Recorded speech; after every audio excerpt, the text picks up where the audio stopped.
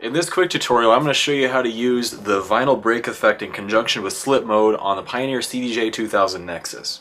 It's important to realize what these two different features do separately before we start using them together. The vinyl speed adjust is in the upper right hand corner of the CDJ, right up here. It's these two knobs. Right now we're concerned mostly with the touch/break, which is the top knob. And this basically controls how slowly the track will stop as soon as you either press play pause or if you press down on the platter so the touch sensitivity activates. The further you turn the touch brake knob to the right, the longer it's going to take for the track to spin down and slow down. And then the release start does the same exact thing, just in reverse, and how long it takes it to spin back up to normal speed. To give you an idea of what this sounds like, I'm going to turn the touch brake all the way to the right to the full length position, and I'll show you exactly what it does in a track. So I've got my track playing right now. I have the touch brake turned all the way to the right, and I'm going to hit the pause button.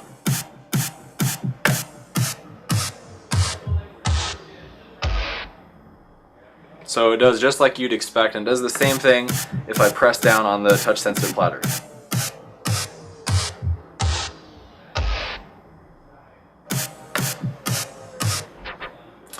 And as long as I'm not like manipulating it with like I would with vinyl, and I just press down vertically on it, it'll do the same exact thing.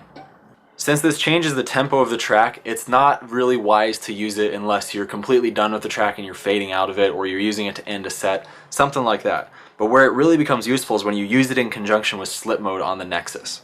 Slip mode, as I'm sure you're well aware of now, basically keeps the track playing in the background when you enable it. When you press this little slip button, the red light illuminates, the entire thing flashes. I'll show you one more time.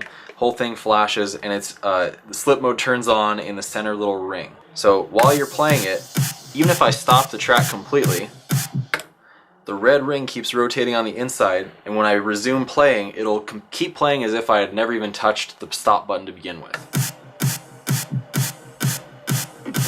It's a really good feature for keeping you in time with other tracks without having to worry about the effects that you're using or the different kinds of scratches that you're doing on the table messing up your timing.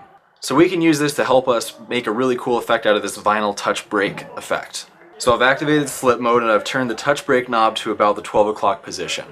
Now I'm going to start this track, and then every 4 beats I'm going to basically hit the play pause button so that it slows down for just a moment and then resumes right back into time.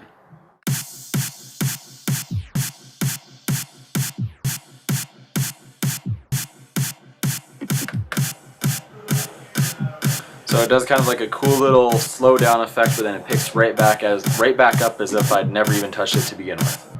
It sounds pretty good in this little beat section to slow it down every once in a while, but it sounds really, really cool when you have a really cool part of the song and you just kind of break down for just a second. So I'll show you what that sounds like.